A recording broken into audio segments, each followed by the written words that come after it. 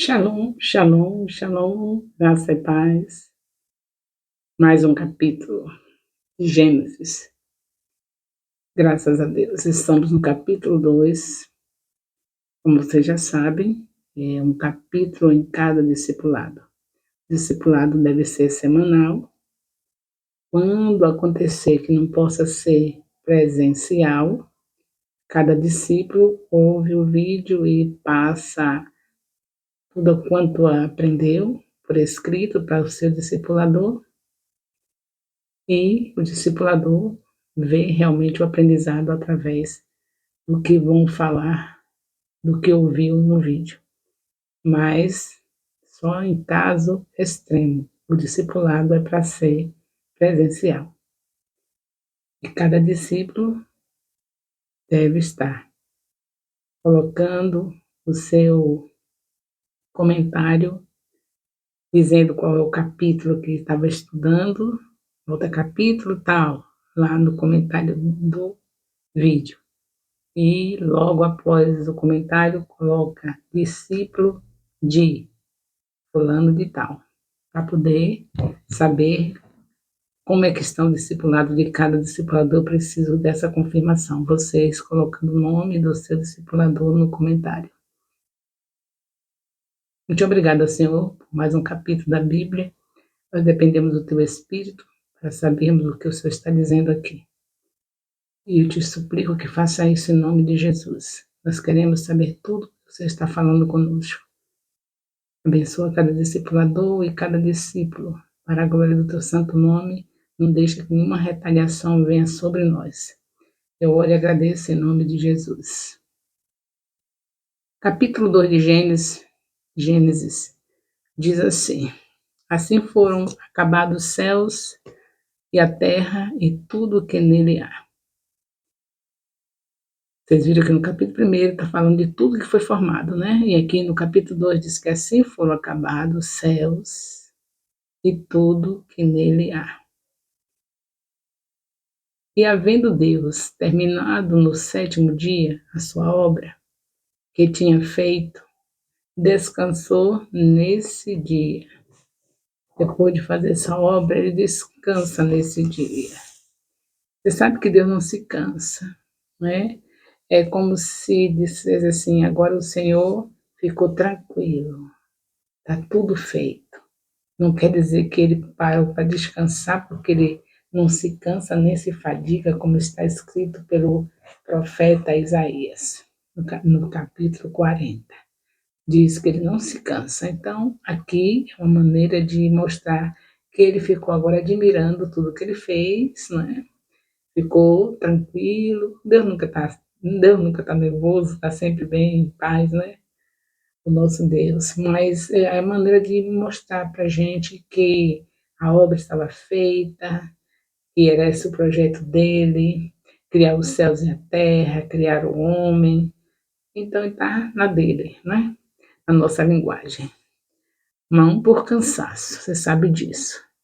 Deus abençoou o sétimo dia e o santificou, porque nele descansou, porque nele ficou ali admirando tudo, não é? O que nós devemos fazer nesse sétimo dia, como ele requer de nós, é a gente parar para ver as suas obras, para cuidar aquele dia especial da família, de uma maneira mais especial, para passar um tempo maior em comunhão com os irmãos no templo, para estarmos um momento maior no lugar secreto. Então, um dia diferente, não é? Um dia que você contempla as maravilhas de Deus no lugar secreto, com a sua família, essas coisas. É assim que Deus quer que você esteja cumprindo essa ordem dele. Parar no sétimo dia. Isso aqui não depende de lei, é desde o princípio que Deus diz isso. Deus abençoou o sétimo dia e o santificou, porque nele descansou de toda a obra que, como Criador, tinha feito. Ele não tem nada nem para exigir aqui de nós. É uma coisa que deve ser normal na vida do Filho de Deus. Sabendo que ele santificou o sétimo dia, é para ser normal em nossas vidas, independente da lei. Não precisa esperar lei, e nem com lei, nem sem lei. É uma questão de filiação. Se eu tenho um pai, ele santifica um dia, esse dia especial, eu tenho que fazer parte desse dia com ele. E como ele vai determinando a cada momento que a gente vai lendo a Bíblia, vai descobrindo como é que ele quer que seja. Uma das coisas é não se apartar da congregação no domingo, que é o dia que Jesus ressuscitou e que nós temos esse dia para contemplar mais a beleza dele, o amor dele. Bem, agora vamos continuar aqui nesse capítulo 2, já no versículo 4, que é o versículo polêmico, mas nós vamos tranquilo aqui, sabendo que Deus, quando escreveu Gênesis, ele não escreveu como um livro científico, não é? Não escreveu para nos ensinar ciência. Deus tem muito o que fazer. Vai ter que estar ensinando ciência através da Bíblia. Ele está ensinando a vontade dele, o que ele quer de nós. Ele está se revelando a nós. Ele está mostrando o seu amor por nós. É isso que ele está fazendo. Ele não está aqui como um cientista, não. A Bíblia não é um livro de ciência, não. A Bíblia aqui é para Deus falar para a gente. E vocês não se esqueçam que a Bíblia, principalmente o Pentateuco, que começa aqui em Gênesis, começa em Gênesis e termina em Deuteronômio, são 5 livros chamados de Pentateuco e também chamado de Torá pelos judeus. Então, especialmente aqui, esses 5 primeiros livros, o Senhor estava se revelando ao homem através de Moisés. Passa para Moisés a inspiração. Moisés escreve, às vezes Deus ditando, foi lá no Monte Sinai que o Senhor fez isso, e às vezes somente inspirando a mente de Moisés para que soubesse tudo o que ele queria dizer. Então, não foi um livro para a gente ouvir o que ele tinha para nós, mostrar para nós aquilo que a gente não sabia. Os judeus, os hebreus, né, que na época não chamava judeus, estavam 400 anos, alguns dizem 430, não é? Escravos no Egito.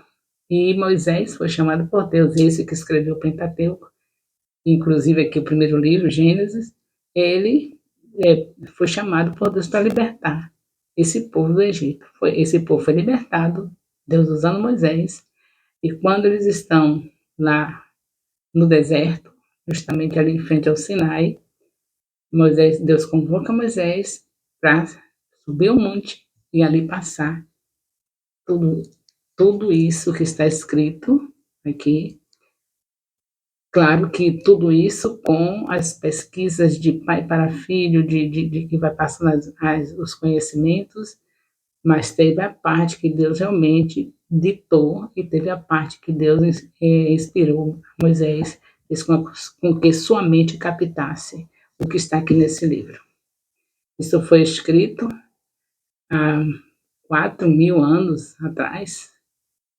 Alguns dizem que tem mais do que isso, 4.400 anos, mas é entre isso, é mais ou menos isso. Antes de nós, né? Antes de nós existimos, é claro. Daquele tempo para nós tem esses anos. E foi na Campina de Moabe que Moisés entregou esses livros nas Campinas, que Deus entregou esse livro, ou seja, o Pentateuco, 5 livros, 5 rolos, para Josué entrar na Terra Prometida com esses livros, que na verdade é para a defesa da nossa fé. E nós louvamos a Deus por isso, porque aqui é a base da Bíblia. Toda a Bíblia está fundamentada no Pentateuco. Os profetas falam tudo o que ouviram no Pentateuco.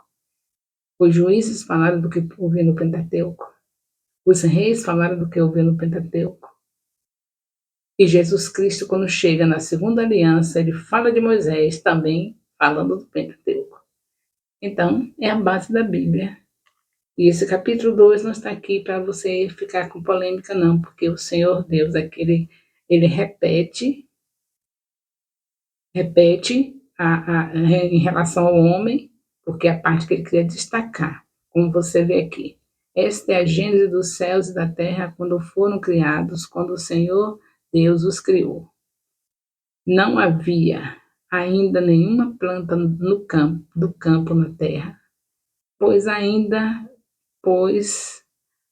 nenhuma erva do campo havia brotado. Aqui Deus está descrevendo, não é que seja Deus falando uma coisa aqui no primeiro e falando outra coisa, não, ele está realmente descrevendo, citando detalhes que ele não citou aqui no primeiro, mostrando como foi que aconteceu. Tudo isso que ele disse aqui no primeiro, ele está mostrando. Deus gosta de repetir, você vai ver na Bíblia toda repetições. Ele está aqui fazendo com que fiquemos sabendo a relevância que é o assunto aqui, de como ele fez o homem, como ele plantou o jardim, especialmente o Éden é uma região, e ele plantou no Éden um jardim especialmente para o homem. Nesse segundo capítulo de Gênesis, está falando sobre isso, fazendo o destaque da parte que mais interessava para ele, que interessava que nós estivéssemos sabendo. Você sabe que aqui é a nossa cosmogonia. Todos os povos querem saber de onde veio, o que estão fazendo aqui, para onde vão. E inventaram muitas mentiras. Há muitos livros que foram escritos no mesmo período, pelo menos nós sabemos de 3, que foram escritos no mesmo período de Gênesis. A Utnapishtim, a Enumelish, a Shabakar, tudo cheio de coisas, de barbaridades, mostrando a maneira como me surgiu na Terra de uma maneira tão terrível. Tem um dos deuses dessas histórias, desses livros, quando eu falo livro, eram pedras, né? Não havia papel na época. Então, teve um deles, vocês veem isso nos filmes aí, quem assiste, sobre os deuses, um deles mostra que surgiu o homem de uma espada que passou na barriga de um desses deuses, e as entranhas desses deuses saíram, né? Foi cortada, e ali surgiu o ser humano. Imagine que barbaridade. Tudo isso, e mais do que isso, coisas nojentas mesmo, do cuspe, diz como surgiu do cuspe, outros dizem, mas tanta coisa, basta pesquisar aí para ver. Mas o que nos interessa é saber que Deus deixou para nós Gênesis como nossa cosmogonia, que ele mostra de onde nós viemos, que foi dele, feito pelas mãos dele, mostra o que estamos fazendo aqui e mostra para onde vamos, entendeu? E aqui no capítulo 12 ele está mostrando o detalhe mais importante, que ele quer que nós não esqueçamos, que ele fez, o homem assim, fez esse jardim nessa região chamada Éden, e fez tudo isso que você está vendo aqui, que eu vou ler agora. Então, o Senhor Deus formou o homem do pó da terra. No Gênesis 1, ele não explica, aqui está explicando, do pó da terra, e soprou nas narinas o fôlego de vida, e o homem se tornou um ser vivente. E o Senhor Deus plantou um jardim no Éden. Éden era a região, o jardim foi feito nessa região chamada Éden, onde o homem teve tudo de bom e de melhor feito pelas mãos do nosso Deus. Então, fala do solo, do solo o Senhor Deus fez brotar todo tipo de árvores agradáveis à vista, boas para alimento, porque o primeiro alimento do homem era mesmo frutas, né? Depois do pecado, com as mutações, é que o homem é obrigado a comer proteína animal. Mas, quando o homem foi feito, a origem dele, a alimentação dele eram frutas. A prova está aqui, está tudo descrito, tanto está descrito no primeiro capítulo, quando ele mostra a alimentação no capítulo 1, versículo 29, como está aqui também na hora que ele faz a descrição de tudo que ele fez no Éden. Aí está também a explicação da nossa alimentação, que ainda continua sendo a melhor alimentação. Frutas, verduras, legumes, cereais, ainda continua sendo a melhor, no meio de tudo que já está misturado aí, contaminado, mas ainda é a melhor alimentação. Agora, não esquecer que hoje, por conta das mutações depois do pecado, nós somos forçados a comer a proteína animal. Mas no princípio não era assim. Então, nós vemos aqui a descrição do Éden, no capítulo 2, no versículo 10 em diante, mostrando como era o jardim. Tinha um rio que saía do Éden para regar o jardim, e de lá se dividia, repartindo em 4 braços. O nome do primeiro era Pison, que rodeia a terra de Havilá. O ouro dessa terra era bom também, se encontram lá o bidélio e a pedra de oníxice. O nome do segundo rio é Gion, que rodeia a terra de Cuxi. O nome do terceiro rio é Tigre, que corre pelo leste da Assíria. São rios conhecidos. E o quarto rio é Eufrates. Nós sabemos que o Éden tem a localização dele aqui, que muitos já sabem, alguns suspeitam que tenha sido ali em Sião, ali em Jerusalém. Cada um diz uma coisa, a gente sabe muito bem que o importante é que Deus fez um local especial, bonito, chamava Delícias. Jardim do Éden quer dizer delícias. Para nós, para o homem, o importante é saber disso. E que faz parte de algum lugar aqui dessa terra que, depois do dilúvio, ficou mais difícil de se saber. Não tem mais aquela beleza que era antes. Depois do dilúvio, acabou tudo se modificou, muitas deformações da terra foi por causa do dilúvio. E isso não é citado somente na Bíblia, na história paralela também tem, não é? Não, porque tem coisas que estão na Bíblia que você vai encontrar também nos escritos da história geral, inclusive nesse livro que foi escrito no mesmo tempo de Gênesis, a Utinapishtim, fala do dilúvio. Então, querendo ou não, os homens, por mais que tentem desfazer a Bíblia, mas não pode. Até se eles provassem cientificamente que era mentira, eu continuaria crendo em Deus, Criador dos céus e da terra, e crendo que tudo isso que ele escreveu aqui é verdade. Mas graças a Deus que vira e mexe, como diz a minha avó, e os homens tentando desmentir a Bíblia, terminam apoiando mais, descobrindo mais que a Bíblia é verdade.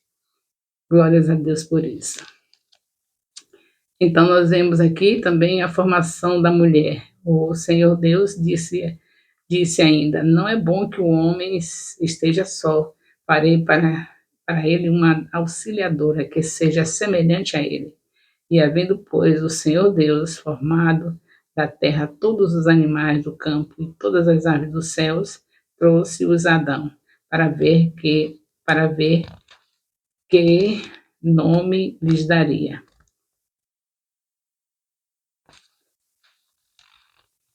Vou repetir aqui essa leitura que foi muito mal feita.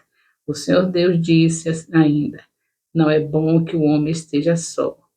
Farei para ele uma auxiliadora que seja semelhante a ele.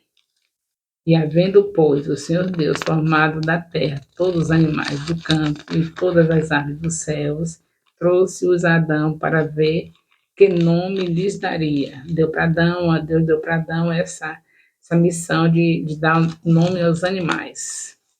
Mas antes de dizer isso, Deus fala que não era bom que o homem estivesse só. Estão notando essa ligação aqui? Primeiro ele diz, não é bom que o homem esteja só. Depois ele manda o homem colocar o nome dos animais. É isso, eu mostro a necessidade do homem ter uma companheira justamente aqui nesse momento, quando o homem deu nome a todos os animais domésticos, as aves dos céus e todos os animais selvagens, para o homem não se achava mas para o homem não se achava uma auxiliadora que fosse semelhante. Nessa hora Deus viu que não era bom, mas fez ele ter uma experiência, dando para ele a missão de dar os nomes aos animais e descobrir ele mesmo que estava faltando alguma coisa. O homem então descobre, né? Não tem nada semelhante a mim. Então o Senhor Deus fez cair um pesado sono sobre o homem e este adormeceu. Tirou-lhe uma das costelas e fechou o lugar com carne. E da costela que havia tirado do homem, o Senhor Deus formou uma mulher e levou até ele. E o homem disse, esta afinal é osso dos meus ossos e carne da minha carne. Será chamada varoa, porque do varão foi tirada. Está vendo que Deus deu a oportunidade dele sentir que precisava, né? Deus já tinha visto, mas agora ele queria que o homem visse que precisava. No meio de tudo que ele deu nome, não tinha alguém igual a ele. Aí Deus faz isso. dá um soninho nele, né? E ele acorda e já encontra a perfeição de Deus na mulher. Porque já sabe, né? A mulher é algo lindo demais. Ela é tão detalhista, né? O problema todo está aí, né? Que ela é tão detalhista. Por isso o homem deixa o seu pai e sua mãe, esse é o versículo 24 do capítulo 2 de Gênesis. Por isso o homem deixa seu pai e a sua mãe, se une à sua mulher e tornar-se os dois uma só carne. Ora, um e o outro, o homem e a sua mulher, estavam nus e não se envergonhavam, porque não tinha pecado, por isso não tinha vergonha. A vergonha só vem depois do pecado, mas não foi pecado sexual. Sexo não é pecado para o homem e a mulher que estão unidos no casamento. E se alguns pensam que ele teve vida sexual ativa antes do pecado em relação ao fruto que comeu, saiba que se teve, não foi pecado. Porque é certo que eles estavam nus e não tinham vergonha, porque não tinha pecado. E se tivesse, e o pecado que surgiu não foi, se por acaso você pensar, mas eles tinham relação sexual. Se tinha, não tinha pecado, não era pecado. O pecado foi a desobediência. Isso deve estar bem claro na nossa mente. Que o homem com a sua esposa não é pecado ter relação nem antes, nem quando eles eram antes do pecado e nem depois. Isso é pecado. O pecado realmente é a desobediência, desde o princípio. E é o que você vê a cada momento a gente desobedecer. A gente faz questão de desobedecer. Parece que dá algo assim, muito que a gente fica muita vontade, né, de desobedecer. Pastor dizer, não faça isso, é uma coisa terrível, né? Isso já veio do Éden. Só foi Deus dizer, não faça isso, e eles fizeram. Então, nós terminamos aqui o capítulo 2 de Gênesis, e eu quero dizer para você que não fique procurando ciências aqui, não. Deus só quis falar para o povo dele, porque ele estava escrevendo isso através de Moisés para um povo que era cativo há 400 anos no Egito, que tinha saído do Egito e recebeu essas informações. Deus estava falando para judeus para hebreus, que na época ainda não chamava judeus, para hebreus. E eles não é um povo que ficava perguntando como foi feito. Deus sabia quem ele tinha feito.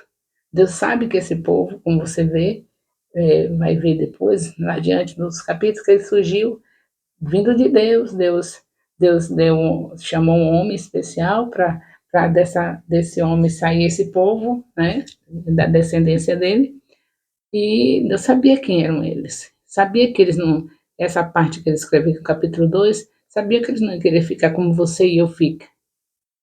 Nós somos ocidentais, eles eram orientais, e eles eram diferentes. Então, eles não eram desse tipo. Os romanos é de um jeito, os gregos na filosofia, os romanos, você vê que as estradas que eles fizeram anos e anos se passaram estão perfeitas, era assim, mas o judeu ele queria saber do pai, da origem dele, que apesar de passar 400 anos no, no, na escravidão, mas tinha um pouco, a lembrança, uma essência do Deus verdadeiro, que estava contida neles. Então eles queriam isso, saber que foi realmente formado desse jeito, que eles não sabiam, aí a cosmogonia dele. Sabia que veio de Abraão, sabia vagamente, porque os 400 anos que passaram no Egito, eles estavam com a cabeça, foi feita uma lavagem cerebral, eles estavam cheios de deuses na cabeça. Por isso mesmo que Deus chegou o momento de escrever a história dele através de Moisés. Eles ficaram sabendo quem eles são, de onde eles vieram, né? Começou assim. Eles vieram de Abraão, mas de onde Abraão veio? Aí volta-se para esse início. E Deus explica tudo assim, mas Deus explica dentro do que é necessário. Não temos que estar procurando polêmica, porque Deus repete, fala que foi feito aqui no capítulo 1, dizendo por etapas, e depois aqui no capítulo 2, versículo 4, ele diz, esta é a gênese dos céus e da terra, quando foram criados, quando o Senhor Deus os criou. E aí Para quem está procurando ciência, aqui é um prato feito, mas só que nós, tanto os hebreus como nós que já recebemos a Jesus, nós já ficamos satisfeitos em saber que fomos feitos assim. E que Deus, nesse capítulo, está destacando justamente como ele realmente fez o homem de uma maneira especial e tudo que ele fez em favor do homem. Fica por aqui e isso é bom demais para nós. Deixe as polêmicas para aqueles que estão acreditando que tudo veio da evolução, do evolucionismo. Mas para nós que somos criacionistas, que sabemos que tudo foi criado por Deus, não temos polêmica. Vamos seguir firmes, porque aqui começa o Evangelho, em Gênesis. Começa o Evangelho. No capítulo 3, que vai ser na próxima discipulado, vocês vão ver justamente ali o próprio Evangelho, em Gênesis 3, versículo 15. Se Deus permitir, próximo discipulado estaremos sabendo de tudo isso, para a glória de Deus. O amor de Deus, nosso Pai, e a graça salvadora do nosso Senhor Jesus Cristo, a comunhão do Espírito Santo seja com todos os discipuladores e discípulos do Ministério Apostólico Internacional Filhos de Jerusalém. Amém.